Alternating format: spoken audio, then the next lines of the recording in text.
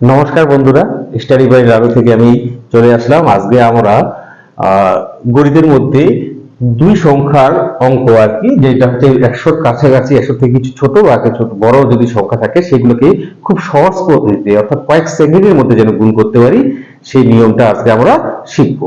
তো চলো শুরু করা যাক। যেমন আমরা এখানে দুটো সংখ্যা নিয়েছি, একটা হচ্ছে 98, একটা হচ্ছে 95।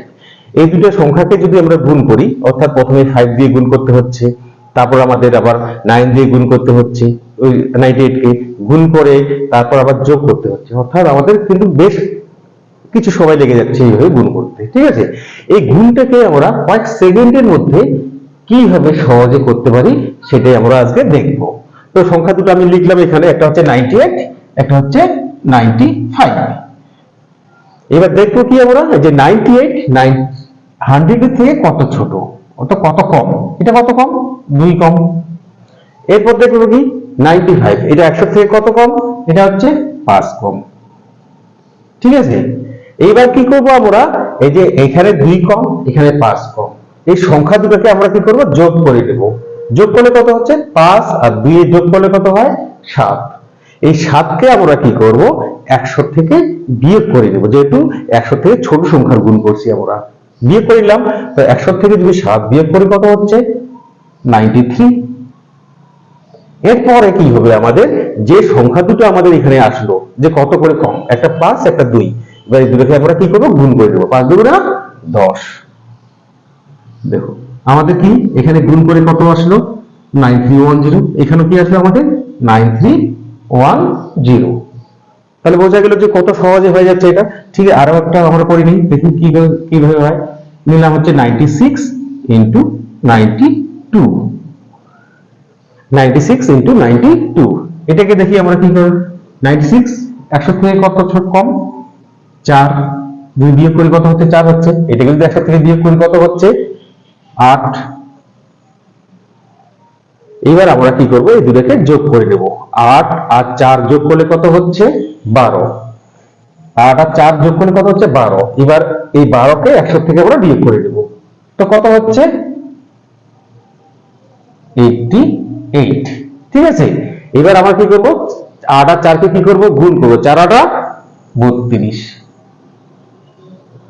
ঠিক আছে, এরপরে সংখ্যা আরেকটা নিই আমরা, যেমন নিলাম আমি 95 ইন্টু 91। এই থেকে যদি করে কি হচ্ছে, এটা 100 থেকে যদি বিয়োগ করি কত হয়, 5। এটাকে যদি 100 থেকে বিয়োগ করি কত হয়, 9। 9 আর 5 যোগ করব, 9 5 এ কত হয়, 14। 100 থেকে যদি 14 কে বিয়োগ করি কত হচ্ছে, 86। এবার এগুলোকে কি করব, আমরা গুণ করব। 5 9 45। কত আসলো আমাদের, 8615। এরপর আরেকটা সংখ্যা দেখি আমরা কি হচ্ছে, কিনলাম 89 ইন্টু 93। দেখা যাক এই গুণটা কত সহজে করা যায়। 89 100 থেকে বিয়োগ করো কত হয়, 11। 93 100 থেকে বিয়োগ করো কত হয়, 7। তাই হচ্ছে তো। এবার 11 আর 7 যোগ করলে কত হয়, 18। 11 আর 7 যোগ করলে কত হচ্ছে, 18।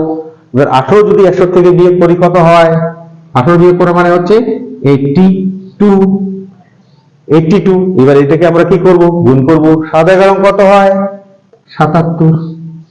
তো আমরা কি দেখলাম, এরকম ভাবে আমরা কি দেখলাম, 4টা অঙ্ক দেখে নিলাম যে 100 থেকে কাছাকাছি আর কি, বেশি দূরে আবার নয়, তখন গুণ করতে একটা অসুবিধা হবে, সেটাও আমরা পরবর্তীতে শিখবো, সেটা কিভাবে করা যায় কত সহজে।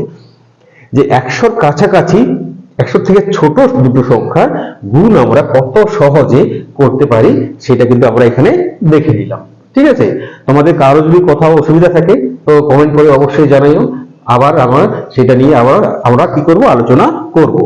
তো চলো এবার আমরা দেখে নিই 100 থেকে বড় এবং 100-র কাছাকাছি সংখ্যার গুণগুলো আমরা কত সহজে করতে পারি।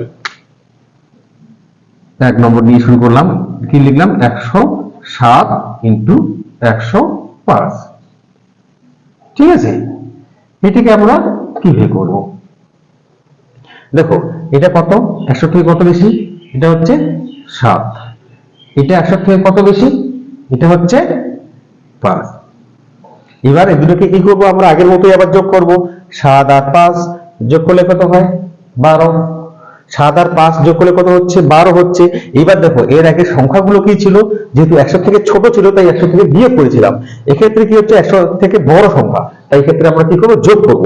12 হলো 100 থেকে এই 12 কে কি করব যোগ করব, কত হবে 112। এরপর আমরা আগের মতো এই দুটোকে গুণ করব, 5 7 35।